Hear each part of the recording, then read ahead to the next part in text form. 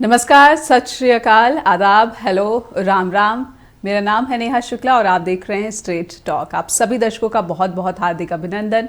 भारत में गर्मियां शुरू हो रही हैं। दिन का तापमान लगभग 35 से 36 डिग्री तक पहुंच रहा है, लेकिन इस बीच लगभग हर शहर और राज्य में लोगों को फ्लू की शिकायतें पेश आ रही हैं। हजारों की तादाद में लोग अस्पताल पहुंच रहे हैं, अपना चेकअप करा रहे हैं, बुखार से पीड़ित हो रहे हैं, ये समस्याएं बता रहे हैं। हेल्थ एक्सपर्ट्स कह रहे हैं कि फ्लू के लक्षणों को हल्के में मत लीजिए, क्योंकि इसके घातक परिणाम हो सकते हैं।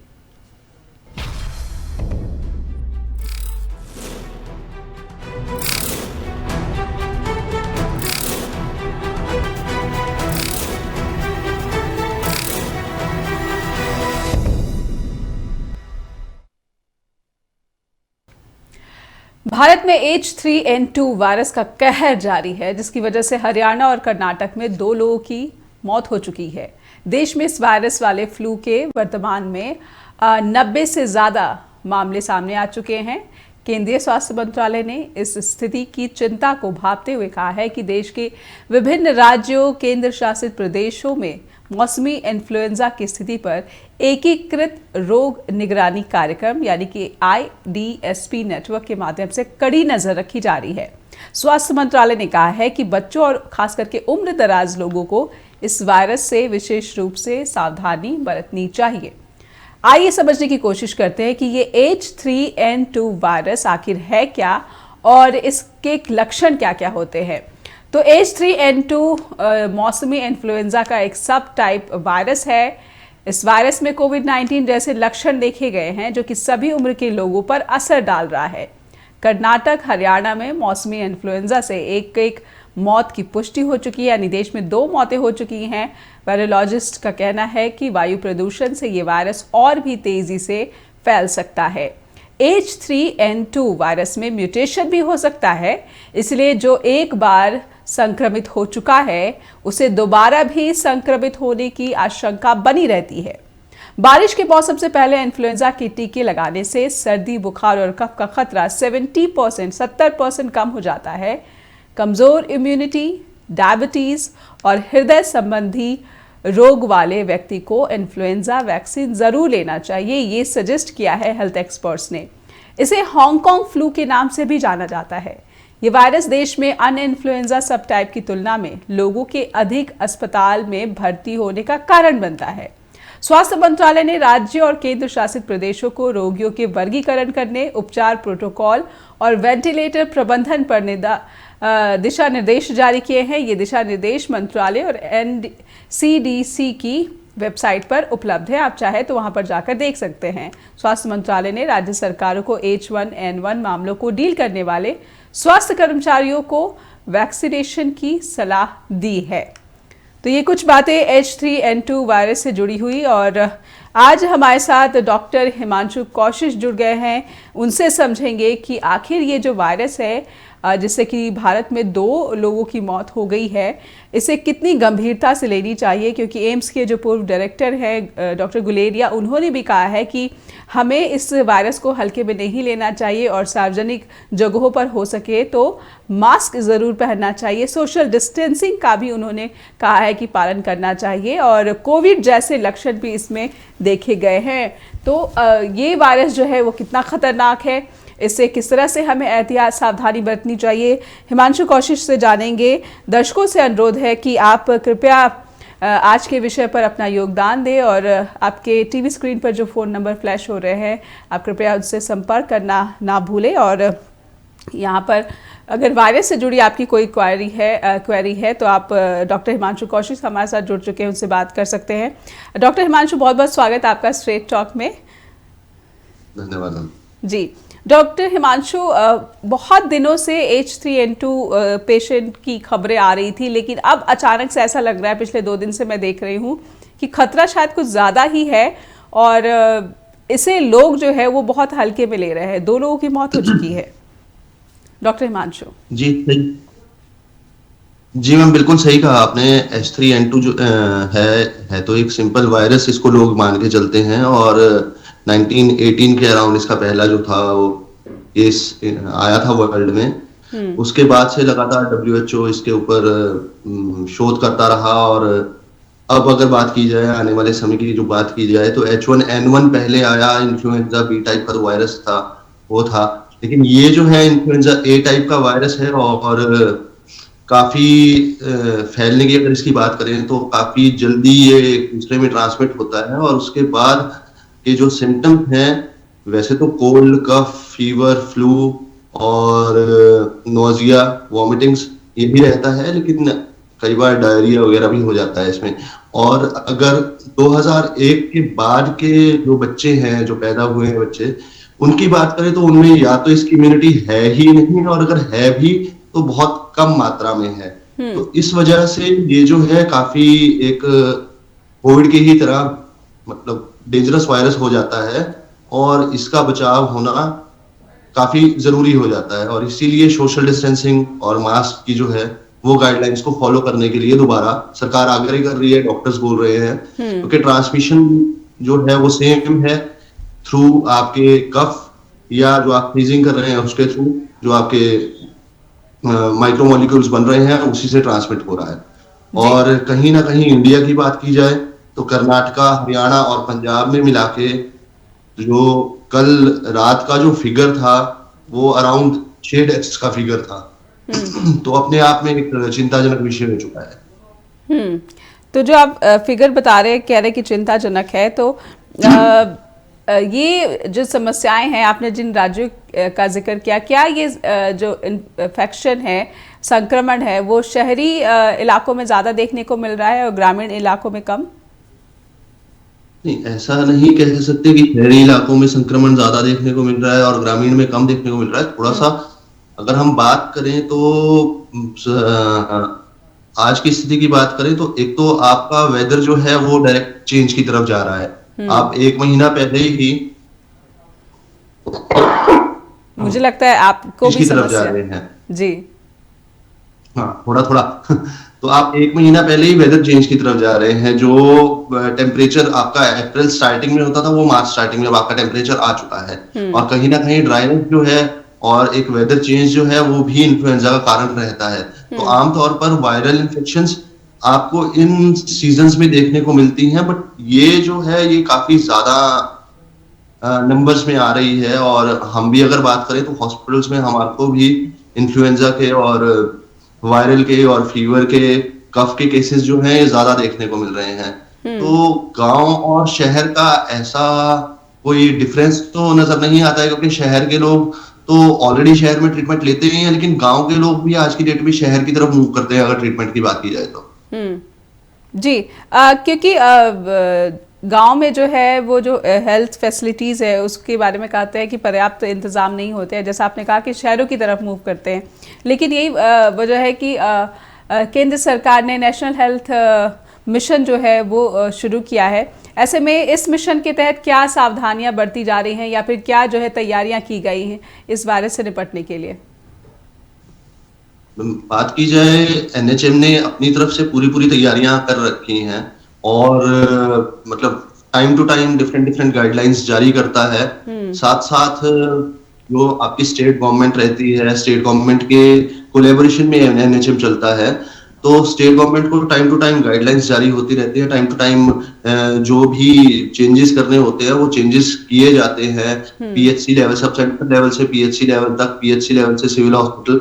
तो इंफ्रास्ट्रक्चर और बाकी जो भी आपका मेडिसिन से लेकर कोई भी पार्ट रहता है तो वो एनएचएम प्ले करता है। तो उसमें अपनी तरफ से एनएचएम काफी सुधार करने की कोशिश कर रहा है। लेकिन फिर भी बात की जाए कि जो अभी भी इंटीरियर एरियाज हैं जहां पे रोड्स की फैसिलिटीज नहीं है, या आप ये बोल लो कि मेडिकल फैसिलिटीज बहुत ही पुअर कंडीशंस में है, तो वहां इन चीजों का खतरा जो है वो बढ़ जाता है। क्योंकि आज की डेट में हम बोल सकते हैं कि लोग एक जगह से दूसरी जगह ट्रेवल करते हैं, और कोई बीमार हो जाए या कुछ हो जाए तो वो घर जाना ज्यादा प्रेफर करता है। वो ये नहीं सोचता कि मेरी बीमारी कैसी है, वहां जाके लोग दूसरे लोगों पे क्या असर पड़ेगा, वो अपने घर की तरफ मूव करना चाहता है।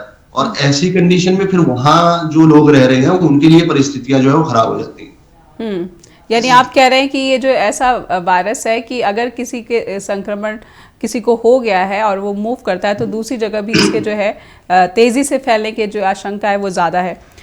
एक छोटा सा ब्रेक लेंगे डॉक्टर हिमांशु और समझेंगे कि इसके जो सिम्टम्स है वो कितने जो है कंफ्यूजिंग है और डॉक्टर्स को कितनी परेशानी का सामना करना पड़ा है इसको डिटेक्ट करने में।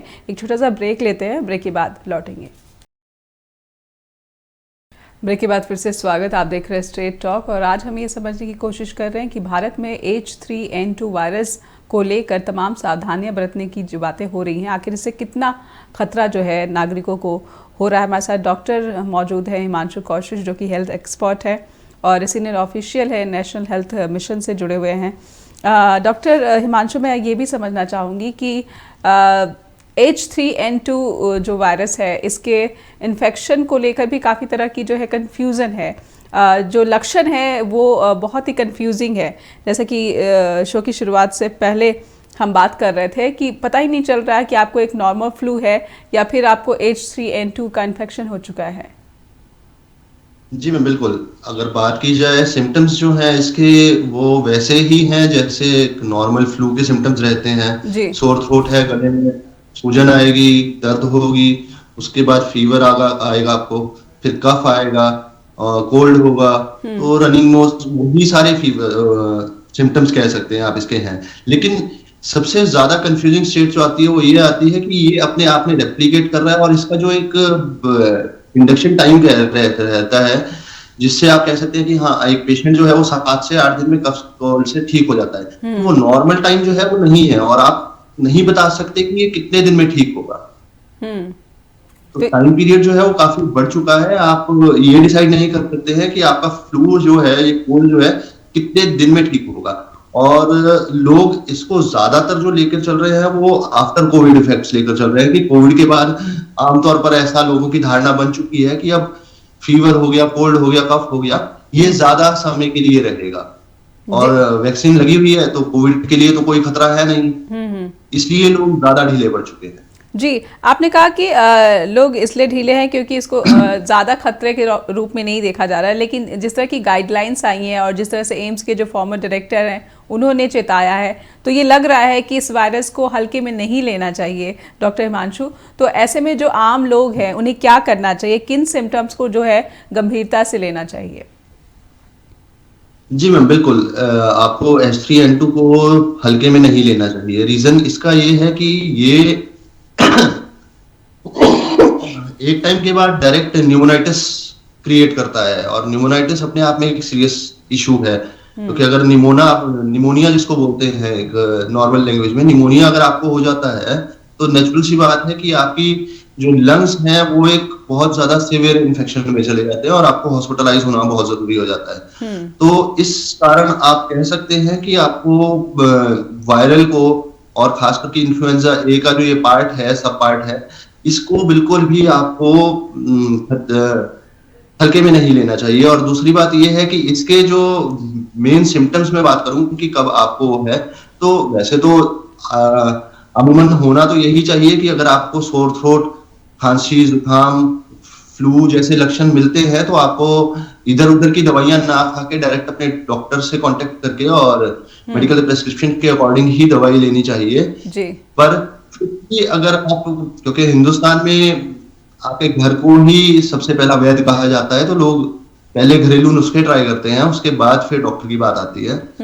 तो ऐसी कंडीशन में भी अगर आपको लूज मोशंस और वॉमिटिंग्स कंटिन्यूअस साथ में चल रही हैं और सीवियर हेडेक साथ में चल रही है, तो नेचुरली आपको डायरेक्टली सीधा डॉक्टर के पास जाना चाहिए और आगे का जो ट्रीटमेंट है वो अकॉर्डिंगली और हॉस्पिटलाइज होकर वैसे ही लेना चाहिए। आपने कहा हेडेक्स की बात कही, तो क्या जो अगर माफ कीजिएगा, मुझे भी बहुत लंबे समय से जो है ये कफ की समस्या है और हेडेक्स भी बीच बीच में जो है ट्रिगर हो रहे हैं, तो क्या ऐसा तो नहीं कि अगर आपको कफ और कोल्ड और फीवर के साथ अगर हेडेक्स भी आ रहे हैं तो ये इसकी ज़्यादा संभावना है कि आपको इस वायरस H3N2 का जो है संक्रमण हो चुका है? देखिए मैम, आप एकदम अपने आप ये वो नहीं कर सकते कि आपको H3N2 हो चुका है या नहीं हो चुका है।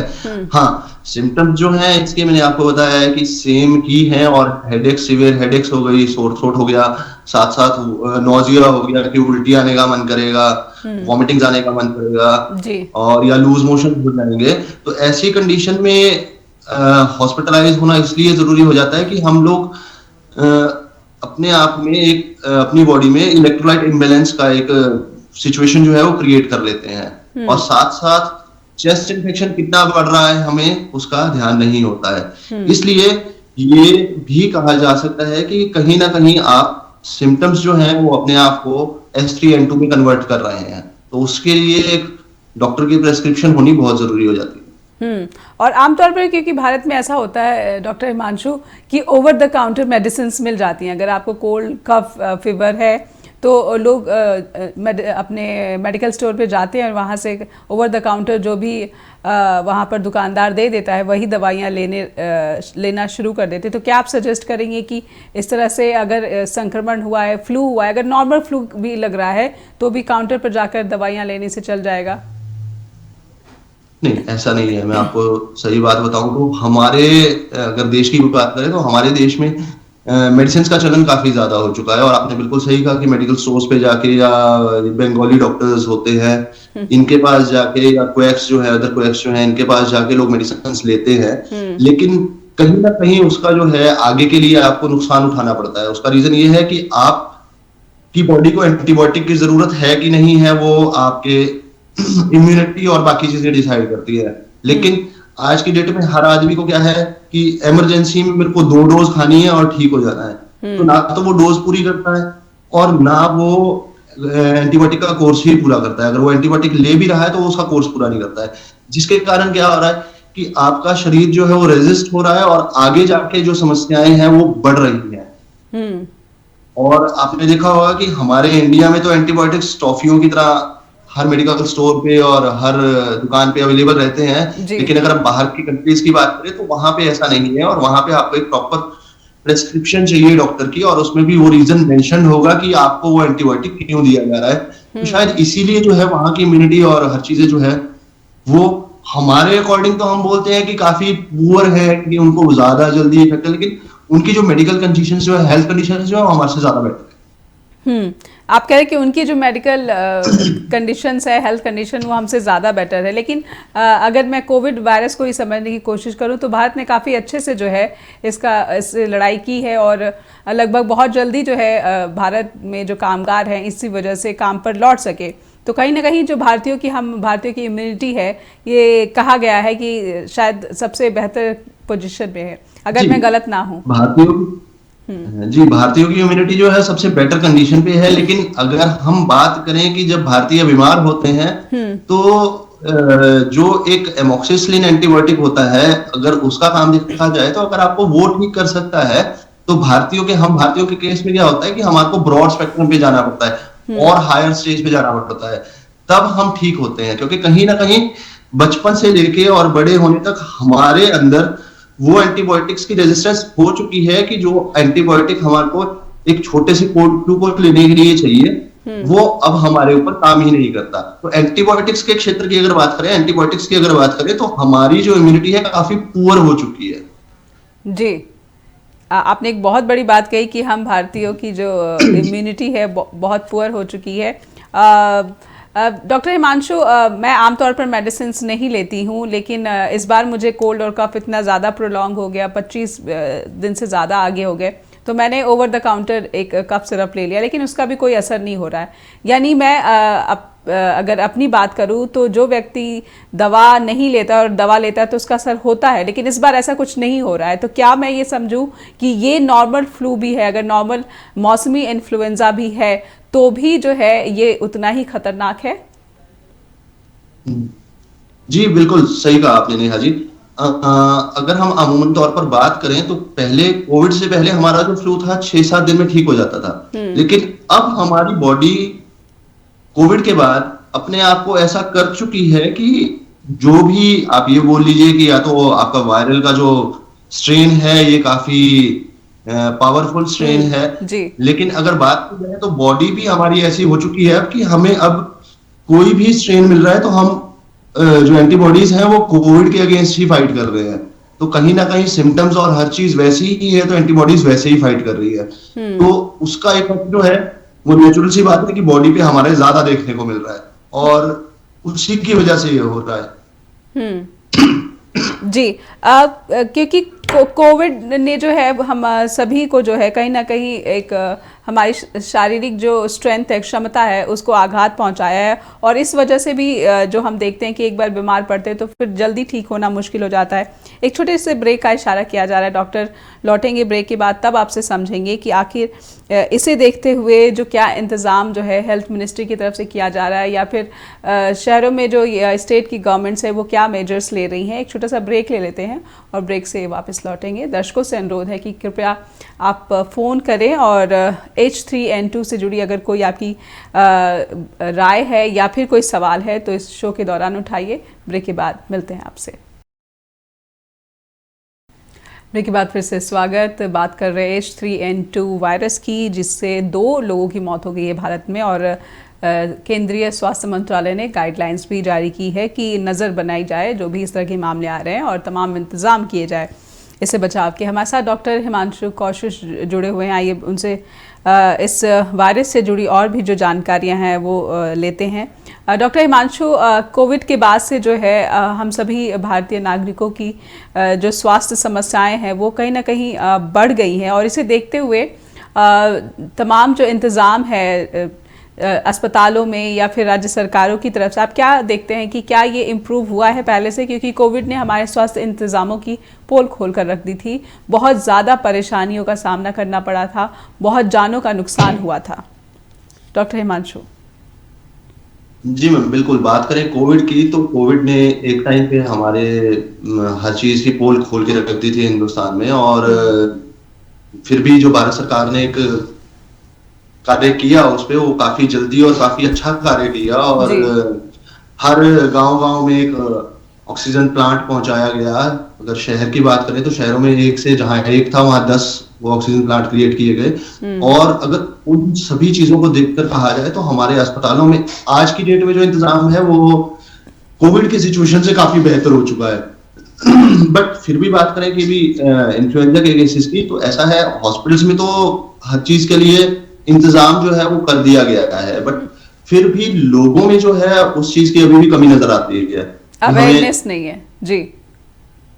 हमें बिल्कुल भी इंटरेस्ट नजर नहीं आता है। कोविड था, जब तक कोविड के लिए गवर्नमेंट स्ट्रिक्ट थी, गवर्नमेंट की गाइडलाइंस स्ट्रिक्ट थी, तब तक लोगों ने मास्क भी लगाया, तब तक लोगों ने सोशल डिस्टेंसिंग का पालन भी किया, तब तक लोग बाजार में भी तभी जाते थे अगर सामान लेना था या बहुत ज्यादा जरूरत है तब। लेकिन आज की डेट की अगर बात करें तो अब होली का फेस्टिवल निकल के गया है, हर जगह पे मेले लगे हैं और सब कुछ हुआ है।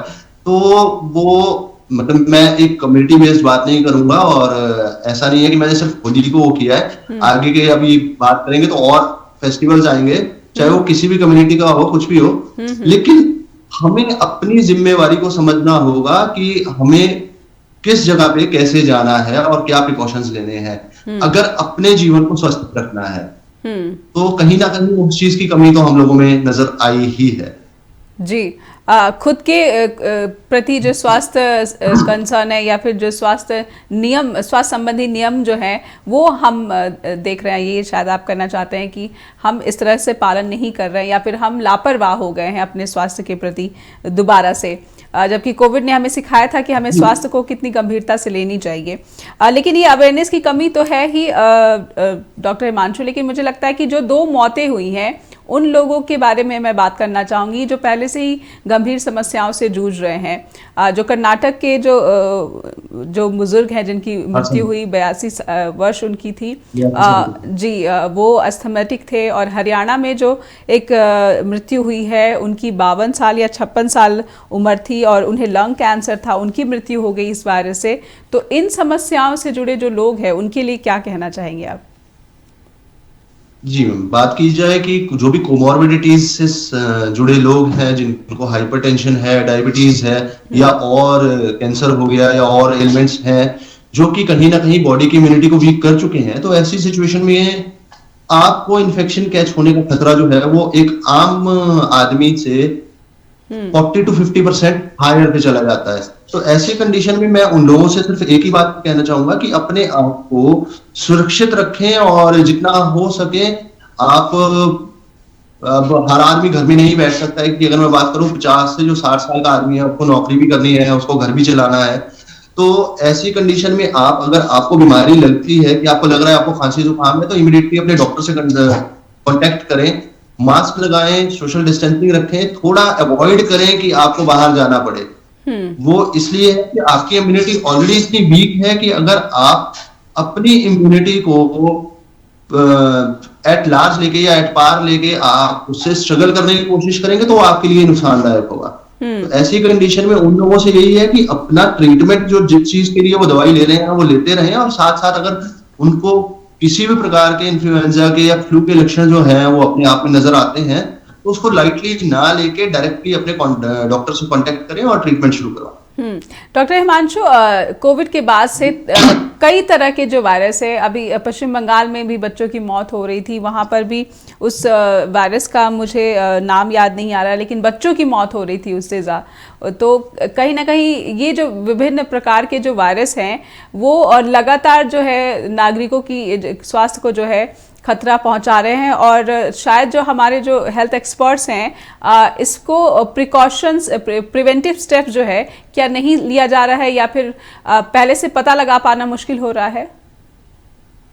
जी बिल्कुल, बात वही है कि पहले से पता लगा पाना मुश्किल हो रहा है, और दूसरा ये है कि हम बात करें तो हमारे वायरसेस इतने ज्यादा हो चुके हैं, इतनी ज्यादा स्ट्रेन्स इनकी हो चुकी हैं कि हर चीज के लिए हमारे पास अभी इम्यूनाइजेशन भी, वैक्सीनेशन भी उपलब्ध नहीं है। तो कहीं ना कहीं रिसर्च तो चल रही है, लेकिन ट्रीटमेंट पार्ट जो है वो अभी पीछे है। तो ट्रीटमेंट पार्ट वो कब तक मिलेगा, कब तक आपको उसका रिसर्च मिलेगी, कब तक आपकी उसकी वैक्सीन तैयार होगी, क्योंकि तो वैक्सीन बनाने में कम से कम 14 से 15 साल का समय लगता है। कोविड की वैक्सीन बनाई गई है एक शॉर्ट टाइम पीरियड में, इसके स्टेजेस जो थे वो कवर करके इसको क्रिएट किया गया, और इसके रिजल्ट्स भी अच्छे मिले हैं। लेकिन बात की जाए तो किसी भी वैक्सीन का साइड इफेक्ट भी रहता है, तो साइड इफेक्ट्स आने में थोड़ा समय लगता है, और अभी किसी भी वैक्सीन के साइड इफेक्ट्स के लिए हमारे को वेट भी करना पड़ता है, और इसीलिए वैक्सीन को बनाना जो है उसके लिए 14 से 15 साल का समय लगता है। उसकी रिसर्च चलती है, बिग स्टेप्स होते हैं। तो कहीं ना कहीं अभी वैक्सीन जो है इन चीजों के लिए डेवलप नहीं हो पाई है प्रॉपर्ली। इन्फ्लुएंजा के हमारे पास वैक्सीन है, अब हमारे पास कोविड के लिए वैक्सीन है, लेकिन H3N2 के लिए अभी ऐसी कोई वैक्सीन जो स्पेसिफिकली उसी के लिए है ऐसा नहीं डेवलप कर पाए हैं। जी, जिस वैक्सीन की बात कर रहे हैं आपकी, जो कि देने के लिए सजेशन भी दिया गया है गाइडलाइंस में, ये 70% तक कहा जा रहा है कि जो है बचाव करती है इस वायरस से। आपका क्या कहना है इस बारे में? जी बिल्कुल, इन्फ्लुएंजा वैक्सीन जो है इन्फ्लुएंजा वैक करके होती है ये, तो ये अगर बात की जाए इन्फ्लुएंजा से, और खास करके छोटे बच्चों में इसकी एक वैक्सीनेशन शॉट दिया जाता है, तो कहीं ना कहीं बच्चों में न्यूमोनाइटिस का और इन्फ्लुएंजा का खतरा जो है वो रिड्यूस कर देती है। क्योंकि हमारी, अगर मैं बात करूं तो देश में जो अगर बच्चों की बात की जाए तो अराउंड 5 to 7% जो डेथ्स हैं वो न्यूमोनाइटिस के कारण रहती हैं। तो इसीलिए ये जो है वैक्सीन बच्चों में काफी कारगर है, और जो कोमॉर्बिडिटीज से रिलेटेड है, जैसे अभी बात कर रहे थे हम, जो जिन पेशेंट्स को हार्ट एलिमेंट्स है, लंग्स एलिमेंट्स है, कहीं ना कोई दिक्कत है, तो अगर वो लोग इस वैक्सीन को लेते हैं तो एंटीबॉडीज जो है वो वैसे ही काम करते हैं, और कहीं ना कहीं उनका जो एक डेंजरस जोन में जाने का खतरा रहता है वो कम हो जाता है। एक लगे हाथ में ये भी, क्योंकि स्वास्थ्य की बातें हो रही हैं, तो डॉक्टर हिमांशु, मैं ये भी समझना चाहूँगी कि समाज में, भारतीय समाज में तमाम तरह की भ्रांतियाँ भी फैली हुई हैं। कोविड का जो हमने डोज लिया था, वैक्सीनेशन ली, और उसके बाद इसकी आशंका जगह जगह, हालांकि इसकी पुष्टि नहीं की गई है, लेकिन आशंका जताई जा रही है कि ये इंजेक्शन जो है कहीं ना कहीं हमें दिल का मरीज बना रहा है, या फिर शरीर के जो दूसरे अंग हैं उनको प्रभावित कर रहा है। जैसा आपने भी कहा कि किसी भी वैक्सीन की जो है पूर्णतः जो है उसकी क्रेडिबिलिटी की जो है जांच करने में 14 से 15 साल का वक्त लग जाता है। तो क्या इस आशंका के बारे में आप क्या कहना चाहेंगे कि कोविड का वैक्सीन लेने की वजह से ही भारतीयों को तमाम जो है शारीरिक समस्याएं पैदा हो रही हैं?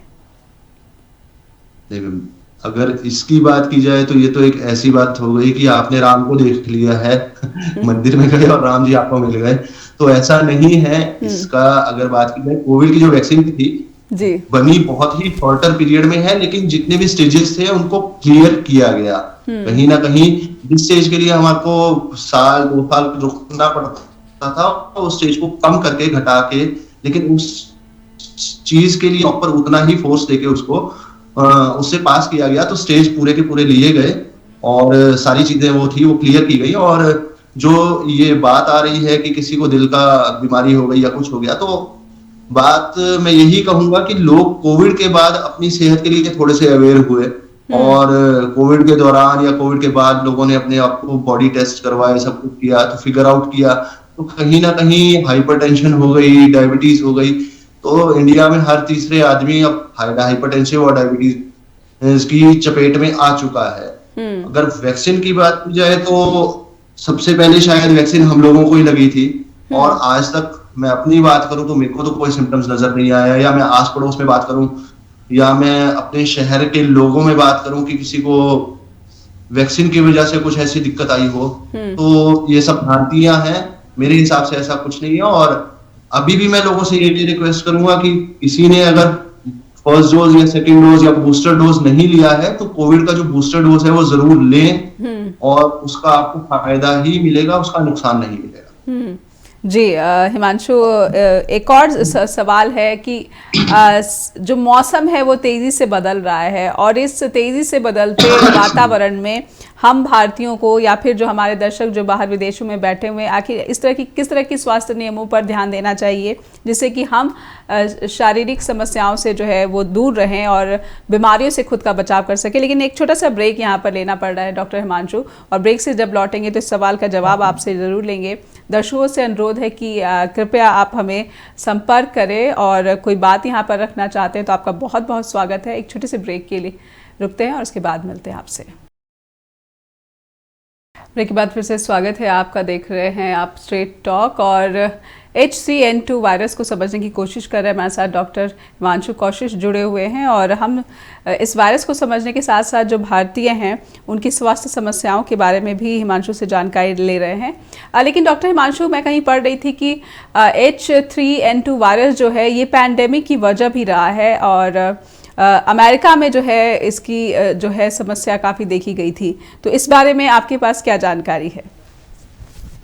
जी बिल्कुल, मैंने आपको बताया कि H1N1 जब हुआ था हमारा, तो H3N2 से पहले H1N1 आया था। और कहीं ना कहीं H1N1 जो था एक पेंडेमिक के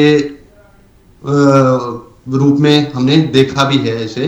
वर्ल्ड के डिफरेंट सिटीज में हमने इसको उसमें देखा है जी। और कहीं ना कहीं H1N1 का ही सेकेंड पार्ट H3N2 है, क्योंकि अपने आप में ये एक माइटोटिक सिचुएशन में रहता है, अपने आप को डिफेंस करता है, डिफरेंशियल क्रिएट करता है, चेंजेस करता है अपने आप में, और उसकी वजह से ये 1918 के अराउंड एक पेंडेमिक सिचुएशन में रहा है। और उस टाइम की अगर बात की जाए तो WHO ने जो एक रिलीज किया था उस पेंडेमिक के बाद का जो एक सिचुएशन रिलीज की थी, तो उसके बाद यही कहा गया था कि आपको अपने अंदर चेंजेस लाने पड़ेंगे, अदरवाइज ये कहीं ना कहीं अभी H3N2 है, कल को ये H4N3 भी जा सकता है। तो इसके जो चेंजेस हैं उसको कहीं ना कहीं अपने आप में एक हमारे को सतर्क रहना पड़ेगा उसको देखने के लिए।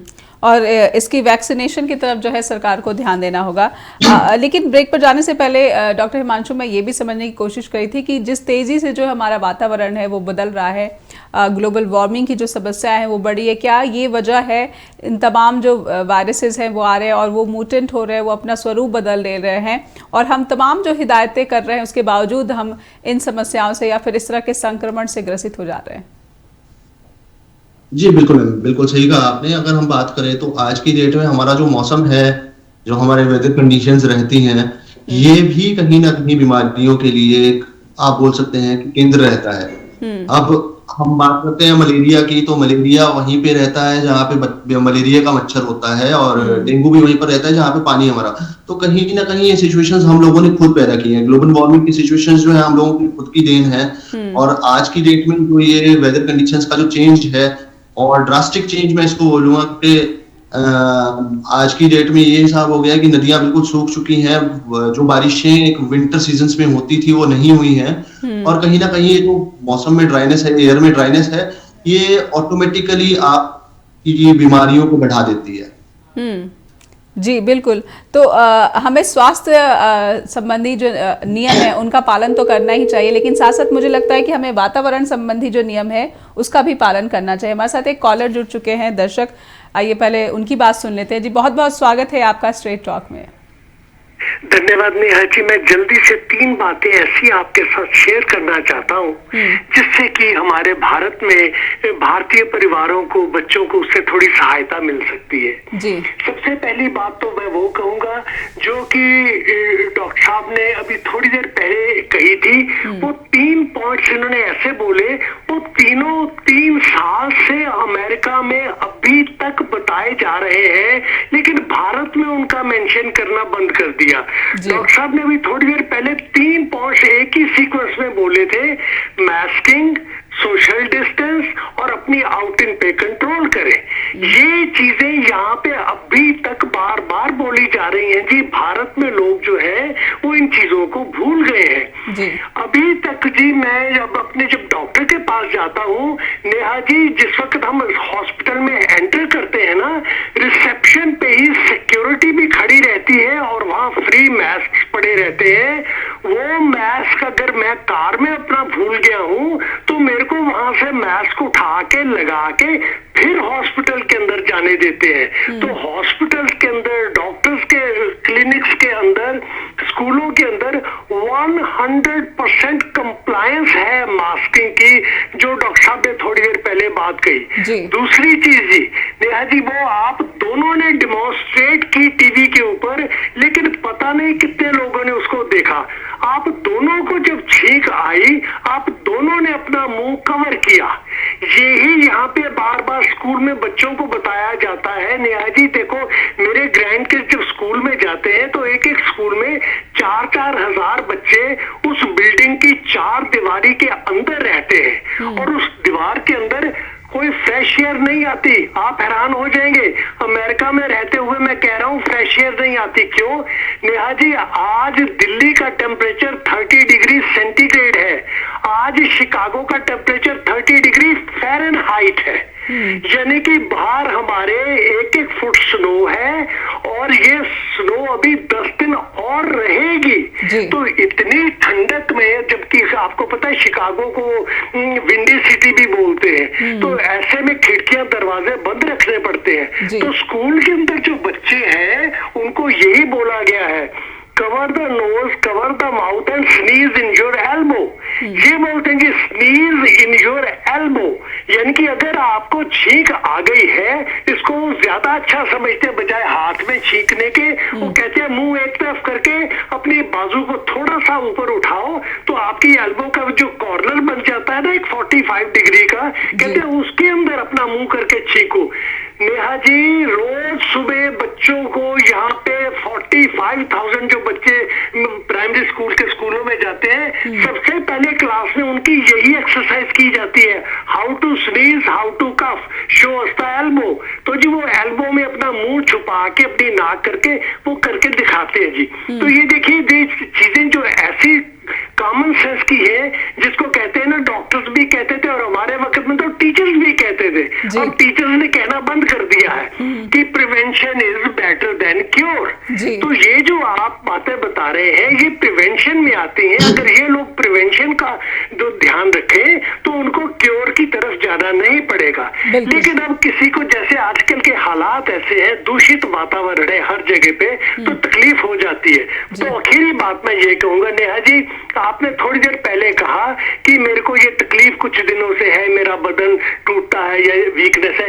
नेहा जी यहाँ पे उसके लिए एक वर्ड है, उसको बोलते हैं फैटीग, FATIG, फैटीग। तो यहाँ तकलीफ होती है लोगों को, बरसात, ये जब भी मौसम बदलता है, फ्लू होता है, तो ज्यादा फ्लू हुआ, कम फ्लू हुआ, लेकिन फैटीग्ड हमेशा लोग रहते हैं। तो उसके लिए जी यहाँ पे एक बड़ी सीधी लोगों ने बात कही हुई है। डॉक्टर्स कहते हैं कि आप, हाँ ये जो है टॉनिक्स, वो फिर एज और जेंडर के मुताबिक वो टॉनिक दे देते हैं। जैसे लेडीज हैं डॉक्टर साहब, मेरा हाल, मैं इस बारे में ज्यादा नहीं बोलूंगा क्योंकि ये आपकी स्पेशलाइजेशन है, पर एक हिंट जरूर दूंगा कि जैसे बच्चियां हैं तो बच्चियों को यहाँ पे डॉक्टर कैल्शियम टेबलेट्स जो है वो प्रिस्क्राइब कर देते हैं ताकि उनको मंथली लॉस में थोड़ी रिकवरी में हेल्प हो जाए, तो उससे थोड़ी उनको सुविधा हो जाती है। लेकिन नेहा जी, भारत में अगर जो लोग नहीं जाके टॉनिक खरीद सकते, जो दवाई नहीं खरीद सकते, तो वो क्या करें? तो मेरे भारत में आज से 70 साल पहले नेहा जी, मैं जब छोटा था, मुझे 1947-50 की बात याद है।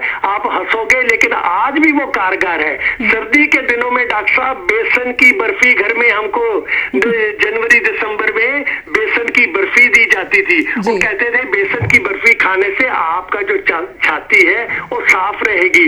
गुड़ की गचक, घर में गुड़ का हलवा, स्कूल में रोटी लेके आते थे, उसमें गुड़ डाला होता था। नेहा जी, आप जैसी बच्चियां जो आजकल प्रोफेशनल्स हैं, ऑफिस में काम करती हैं, आप अमेरिकन स्टाइल अपने साथ घर का बना हुआ सूप लेके आओ। सूप का मतलब वो जो दाल आप हम भारत में बनाते हैं, उस दाल में ही आप थोड़ा घिया डाल दो, थोड़ी सब्जी डाल दो, वही सूप है, लेके आओ। और उसके लिए लंच की इंतजार मत करो जी। हर 2 घंटे बाद आप काम कर रहे हो, आपको थोड़ी सी डाउन फील करते हो, 2 चम्मच सिर्फ उसके ले लिए, सिर्फ 2 चम्मच ले लिए। लेकिन बच्चों के लिए जो है, उनके खाने में अगर वो सैंडविच बच्चे स्कूल लेके जाते हैं, उस सैंडविच में बच्चों को भारत के लिहाज से थोड़ा मक्खन लगाना, थोड़ा आलू रखना बहुत जरूरी है, क्योंकि आलू कार्बोहाइड्रेट है, उस कार्बोहाइड्रेट से बच्चों को एनर्जी मिलेगी। डॉक्टर हिमांशु जी, अगर मैंने अपनी हद से कुछ ज्यादा बात कह दी है तो मेरे को उसकी गुस्ताखी की माफी, लेकिन जो मेरे बचपन के एक्सपीरियंसेस थे, I just wanted to share. धन्यवाद नेहा जी, भारत माता की जय हो। बहुत बहुत आपका भी धन्यवाद, भारत माता की जय। और आपने बहुत ही उचित सलाह दी। मुझे लगता है कि हम भारतीयों को जो अपनी प्राचीन तरीके हैं, पुराने जो नुस्खे हैं, उन पर भी अगर हम ध्यान दे ले तो हमें स्वास्थ्य की जो समस्याएं हैं वो कम ग्रसित करेंगी। डॉक्टर हिमांशु, समय समाप्त हो गया है, लेकिन मैं चाहती हूँ कि जाते जाते एक लाइन में आप ये हमारे दर्शकों के लिए कहें कि सबसे ज़्यादा इम्पोर्टेंट तरीका, प्रिवेंटिव स्टेप, वो क्या है? सबसे ज्यादा इम्पोर्टेंट तरीका जो अगर मैं एक लाइन की बात करूं प्रिवेंटिव स्टेप के लिए है, तो वो है सेल्फ प्रिकॉशंस, सेल्फ केयर। आप खुद की केयर खुद कीजिए, सेल्फ प्रिकॉशंस कीजिए। और जैसा अभी सर ने पूरा एक अच्छा हमारे को वातावरण दिया और अच्छा एक समझाया कि खाने पीने की क्या चीजें खानी चाहिए, तो वो आपने खुद डिसाइड करना है। तो खाने पीने के लिए मैं यही बोलूंगा कि आप अच्छा, हेल्दी, स्वस्थ और ताजा फूड खाइए, वो भी सबके लिए अच्छा है। जी, बहुत बहुत धन्यवाद डॉक्टर हिमांशु आपका। तो स्ट्रेट टॉक में आपने इतनी सारी बातें H3N2 के बारे में बताई हैं और हमारे दर्शक ने भी जो अपनी बातें यहाँ पर शेयर की, उम्मीद करती हूँ कि इन बातों से हमारे दर्शकों को कहीं ना कहीं तमाम तरह के जो वायरस हैं वो अपना स्वरूप बदल ले रहे हैं, उनके खिलाफ अपने शरीर को तैयार करने में मदद मिलेगी।